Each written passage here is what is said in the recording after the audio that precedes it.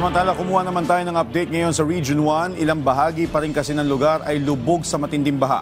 Nasa linya ng telepono si Grace Acuar ng Radyo Pilipinas, Radyo Publiko tayo. Grace, kumusta dyan? Nakataas pa rin ang red alert status ng RDRRMC1 Emergency Operations Center upang paigtingin ang monitoring sa buong Region 1. Hanggang sa ngayon kasi, lubog pa rin sa baha ang ilang lugar sa resyon, lalo na sa Pangasinan. Layunin din ito na matiyak ang kaligtasan ng mga residente at makapaghanda ang lahat dahil posibleng palakasin ng bagyong Dante ang habagat.